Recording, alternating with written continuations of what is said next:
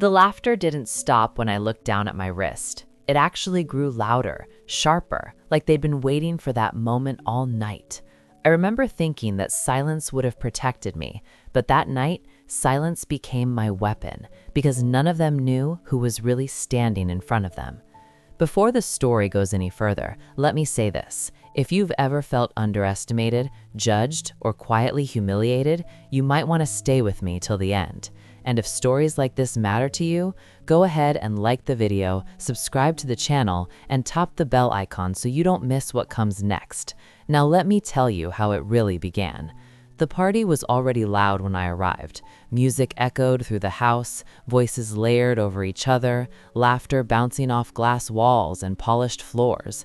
This wasn't my kind of place, but I had been invited anyway, more out of politeness than interest, I think. Most of the people there came from families that talked about money the way others talked about weather, casually, constantly, loudly. I stood near the entrance for a moment, adjusting my jacket, telling myself to breathe normally. I didn't look out of place, but I didn't look impressive either, and that was intentional. I learned early on that blending in gave me more control than standing out ever could. Someone noticed my watch almost immediately. It was an old one, not broken, not flashy, just old. The leather strap had softened with time, and the face had tiny scratches you could only see if you looked closely. I had worn it for years, not because it was valuable, but because it mattered to me. A guy I barely knew leaned closer, smirking. "Is that vintage?" he asked, smirking. Before I could answer, someone else laughed. "Vintage? That thing looks like it survived a war." A few more people gathered around, the kind of crowd that feeds on reactions. "Did you forget to upgrade?" a girl asked, glancing at her own wrist, which glittered under the lights. I smiled faintly and shrugged. "It still works." That made them laugh harder. I didn't argue. I didn't explain. I didn't defend myself. I just nodded like I agreed with everything they said. That annoyed them more than any comeback would have. What they didn't know was that the watch wasn't the point. One of them, someone whose name I still don't care to remember, took it a step further. "You know," he said loudly, "some people just pretend they don't care about money because they don't have any." That one landed. I felt it, but I kept my face calm. Inside, something shifted, because this wasn't the first time I'd heard that line. It had followed me for years, whispered by relatives, classmates, even adults who thought I wasn't listening. I was used to being seen as the quiet one, the harmless one, the one with nothing to prove. They thought they were right. The party moved on, but the tone didn't change. Conversations around me turned into comparisons. Who had what? Whose family owned which company? Who was set for life? I listened more than I spoke. I always did. That's when I heard his name, not mine. His. Someone mentioned the company casually, like it was common knowledge, the kind of name people dropped to sound important. I froze for half a second, not because I was surprised, but because I knew exactly where this was going. The company they were praising, the one they talked about like it was untouchable, had been part of my life for as long as I could remember, just not in the way they imagined. They spoke about the owner with admiration, about his sharp decisions, his discipline, his vision. They talked about him like he was a myth. I excused myself quietly and stepped outside for air. The night was cooler, calmer. I leaned against the railing and stared at my reflection in the glass.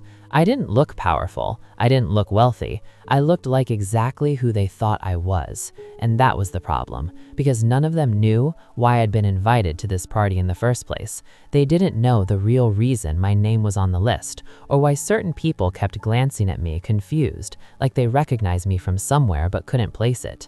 They didn't know about the conversations that had happened weeks earlier, the ones that had nothing to do with parties or watches. The betrayal didn't start tonight. It started much earlier, inside my own circle, people who knew who I was, people who chose to stay quiet. I went back inside and found a seat near the edge of the room. Someone handed me a drink I didn't ask for. I took it and held it, untouched. The same guy who had mocked my watch earlier was now bragging about an internship he almost got at the company. I watched him closely. He had no idea. None of them did. And for the first time that night, I understood something clearly. This wasn't just about being mocked, this was about being erased, and I was done letting that happen. I stayed quiet as the music grew louder, as the conversations got bolder, as the assumptions piled up. I listened to every word, every lie, every careless joke, because the truth was already in motion, and soon, silence wouldn't protect them anymore. I stayed where I was, sitting just far enough from the center of the room to be ignored, but close enough to hear everything. People always underestimate how much damage their words can do when they think no one important is listening. That night, I let them talk. I let them reveal themselves. The guy bragging about the internship kept going. He talked about connections, about how his family name carried weight, about the company needing fresh faces like him. Others nodded along, adding their own stories, half-truths, stitched together with confidence. I noticed how easily lies flowed when no one expected consequences. I took another slow breath and reminded myself not to rush anything. I had learned patience the hard way. A few months ago, things were different, very different. Back then, I had still believed that staying quiet would keep me safe, that if I didn't challenge people, they wouldn't feel threatened. I was wrong. Silence doesn't make you invisible, it makes you convenient. The betrayal started at home. Someone close to me had decided that my role was to stay in the background, that I was too young to be involved, too inexperienced to matter. Decisions were made behind closed doors. My name was mentioned only when it was useful, and even then, only as an afterthought. I knew something was off long before anyone said it out loud. People changed their tone around me. Conversations stopped when I entered the room. Questions were brushed away with smiles that didn't reach their eyes. "You'll understand later," they said. But later never came. Instead, I watched as credit for my work quietly shifted to someone else. Ideas I had spent nights thinking through were suddenly presented as if they belonged to others. I didn't confront them. Not yet. I wanted to understand how deep it went. That was my mistake. Back at the party, someone finally asked me directly, "So what do you do?" It wasn't a genuine question, it was a test. I shrugged. I'm still figuring things out. That answer satisfied them. It fit the version of me they'd already created, the one who didn't know, didn't matter, didn't belong in their world. "Must be nice," the watch guy said. "No pressure." I almost smiled. If only he knew how heavy responsibility feels when it's placed on you quietly, without applause, without permission to fail. The night dragged on. Glasses clinked, music shifted. At some point, the host made an announcement about a surprise guest arriving later. A few people cheered, others speculated loudly. I felt my phone vibrate in my pocket. I didn't take it out right away. I already knew who it was from. The message was short, calm, direct. "Are you there?" I typed back just as briefly, "Yes." No more words were needed. When I looked up, I noticed a change in the room. A few people near the entrance straightened their posture. Conversations lowered. Someone whispered a name, not mine, but the one that always carried weight, the owner. The same owner they'd been praising earlier, the same owner whose decisions shaped careers, families, futures. People shifted positions, trying to look important, trying to be seen. The guy who mocked my watch suddenly checked his reflection in a glass panel. Another adjusted her jacket. Confidence turned into calculation. I stayed seated. The man entered quietly. No dramatic entrance, no raised voice, just presence. People made space without being asked. He greeted a few people politely, exchanging brief words, measured smiles. When his eyes scanned the room, they didn't linger on anyone for long, until they reached me. He stopped, just for a second, but that second was enough. He nodded. I nodded back. Nothing more. The moment passed, but the air had shifted. I could feel it. Others noticed too. Confusion spread across a few faces. Why would someone like him acknowledge someone like me? Whispers started. Do they know each other? Who is that kid? Did you see that? The watch guy laughed awkwardly, trying to brush it off. Probably just being polite. But his voice lacked certainty now.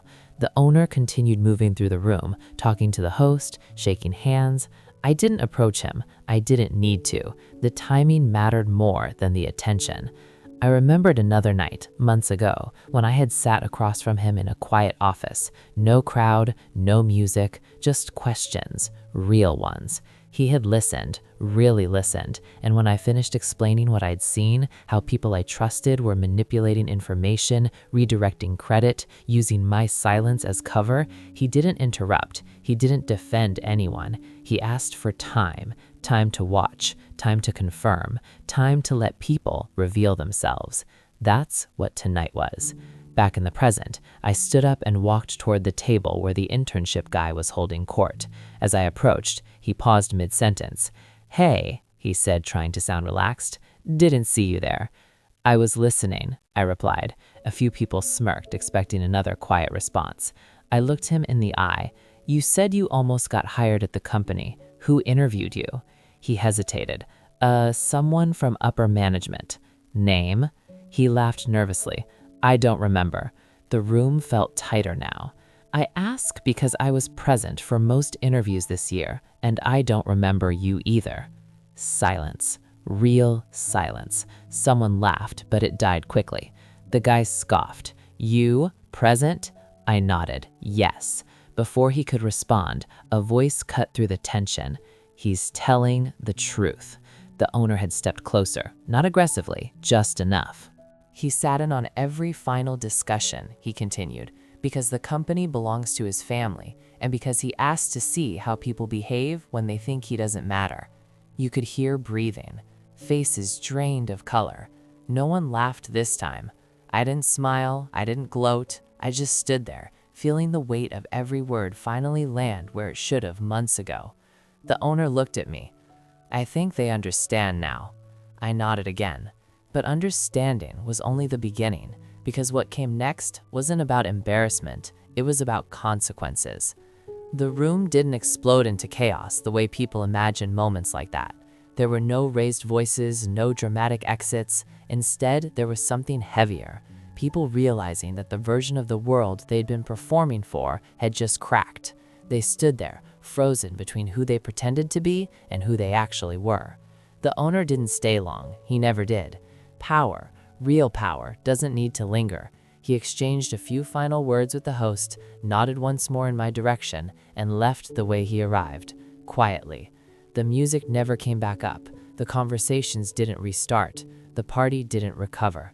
People avoided my eyes. Some pretended to check their phones. Others suddenly remembered urgent obligations. One by one, they drifted away, carrying their embarrassment with them, like a weight they hadn't trained for. The guy who mocked my watch was gone before I noticed him leave. I stayed a few minutes longer, mostly to let the moment settle. Then I stepped outside into the cool night air. The city sounded different when you weren't carrying someone else's expectations on your back. For the first time in months, my chest felt lighter. But that night wasn't the end. It was the beginning of everything unraveling. The next morning, my phone didn't stop vibrating. Messages from people who hadn't spoken to me in weeks. Some tried to joke about the party, acting like nothing had happened. Others apologized, clumsy words tumbling over each other, hoping to land somewhere safe. A few were angry. They accused me of setting them up, of being dishonest, of humiliating them on purpose. I didn't respond. I had learned something important during all those months of silence. You don't need to explain the truth to people who benefited from ignoring it. At school, things changed too. Teachers who used to look past me suddenly noticed when I raised my hand. Students who barely acknowledged my existence now whispered when I walked by. Rumors spread fast, but they were messy, incomplete. No one had the full picture, and that made them uncomfortable. That discomfort followed me everywhere. One afternoon, a counselor asked to speak with me privately. She chose her words carefully, like someone stepping around broken glass. "She heard some things about your family." I nodded. "People hear a lot of things." She studied me for a moment. "How are you handling it?" It was a simple question. I thought about all the nights I'd spent doubting myself, wondering if staying quiet had been weakness instead of strategy. I thought about how easy it had been for others to take advantage of that silence. "I'm learning," I said. "That's enough for now." She didn't push further. At home, the tension was harder to ignore. The same people who once told me I was too young now spoke to me carefully, measuring every sentence. Doors that were closed were suddenly open, invitations appeared, opinions were requested. I didn't rush to accept any of it. Trust doesn't reset just because the truth comes out. One evening, the person who had redirected credit for my work finally asked to talk. We sat across from each other in a quiet room, the air thick with things left unsaid. "I didn't think it would matter," they said. "I thought you wouldn't notice." That was the most honest thing they've ever admitted. "I noticed. I just chose not to stop you." Their face tightened. "Why?" I considered the question carefully. "Because I wanted to know how far you'd go." They didn't have an answer for that. News traveled upward too. Inside the company, quiet evaluations began. Not announcements, not punishments meant for spectacle, just careful decisions made behind the scenes. Roles were adjusted, responsibilities reassigned. Some people found doors closing without explanation. They felt confused, betrayed. I recognized the feeling. One afternoon, the owner called me into his office again. Same calm tone, same direct eyes. "You did well," he said. "You waited, you watched." "I didn't plan it this way," I replied. "That's why it worked." He leaned back slightly. "What do you want now?" It was the first time anyone had asked me that question without assumptions attached. I didn't answer immediately. I thought about the future everyone else had been shaping for me without asking. "I want to learn," I said, "and I want to make sure this doesn't happen again to anyone." He smiled, not proudly, but approvingly. "Then stay close. Ask questions. Don't disappear again." I promised him I wouldn't. The watch stayed on my wrist, not because it meant anything to anyone else, but because it reminded me of who I was when no one was watching. It reminded me that value doesn't need validation to exist. Weeks passed, then months. Some people never spoke to me again. Others tried, carefully rebuilding bridges one conversation at a time. I let some of them. I refused others. Forgiveness, I learned, isn't automatic. It's earned. The party became a story people told incorrectly. Details shifted, names were changed, but one thing stayed consistent: the lesson. Don't underestimate quiet people. Especially not the ones who are listening. One evening, I caught my reflection in a glass window. Same watch, same posture, but something had changed behind my eyes. I wasn't hiding anymore. I wasn't waiting for permission. I was ready. And I knew that the final chapter, what people would remember most, hadn't been written yet. Because time doesn't just reveal truth, it decides who survives it. I didn't rush into anything after that. That was the biggest mistake people expected me to make. They thought I would show up louder, dress differently, start reminding everyone of what they now knew. They were waiting for arrogance to replace silence. It never came. Instead, I became harder to read. At school, I kept my routines the same. Same seat, same notebook, same calm voice when teachers asked questions. But people watched me differently now, like they were trying to solve a puzzle they hadn't realized existed before. Every reaction I didn't give made them more uneasy than any reaction I could have. The guy who had mocked my watch avoided me completely, not out of guilt, out of fear. Fear that a single careless word might expose how shallow his confidence had always been. Fear that the hierarchy he believed in was imaginary. I never confronted him. Revenge doesn't always look like confrontation. Sometimes it looks like absence. Inside the company, changes continued quietly.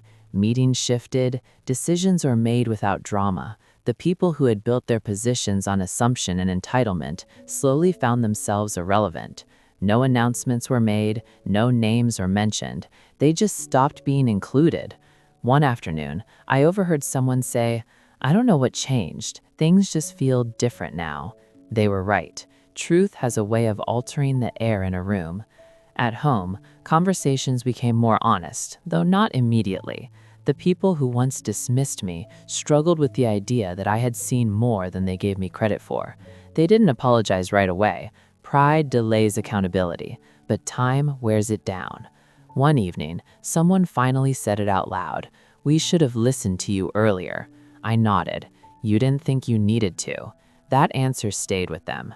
I noticed something else too. How many people suddenly wanted to mentor me, how many offered advice they had never bothered sharing before.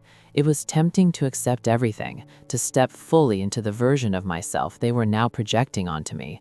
I didn't. I learned that being underestimated had protected me. It gave me space to observe without being managed, to learn without being controlled. I wasn't willing to give that up just because the truth had surfaced. The owner noticed this restraint. "You're not chasing the spotlight," he said one day. "Most people do." "I don't trust it." He smiled slightly. "Good, it fades fast." He began involving me in conversations that weren't about power, but about people, about how decisions ripple outward, about how systems fail when ego replaces responsibility. He didn't lecture, he asked questions and waited. He let me think. That mattered more than anything else. Meanwhile, the story of the party continued to circulate, changing shape depending on who told it. Some painted me as clever, others as lucky. A few tried to frame it as coincidence. I never corrected them. The truth didn't need defending.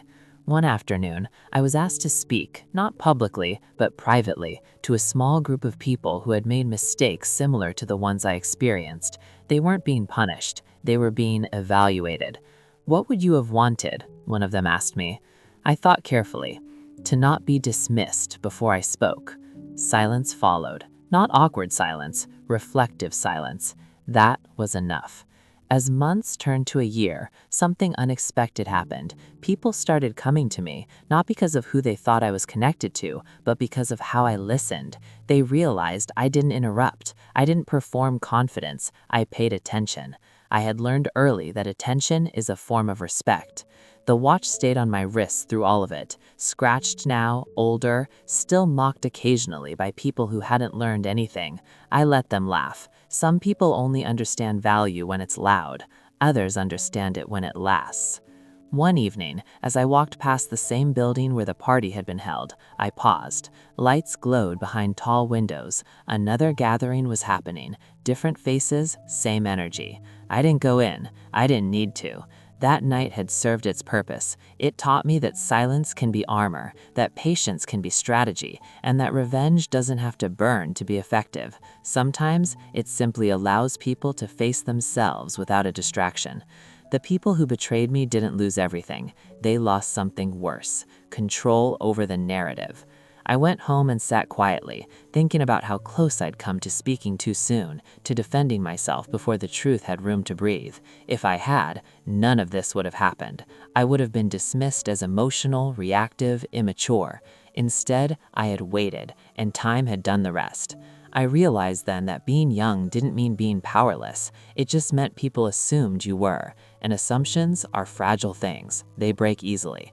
The next morning, I fastened the watch on my wrist and headed out, not as someone seeking approval, but as someone who understood his place and his potential. I didn't need to prove anything anymore. The people who mattered already knew, and the ones who didn't, they were finally learning what it felt like to be ignored, just like they had ignored me.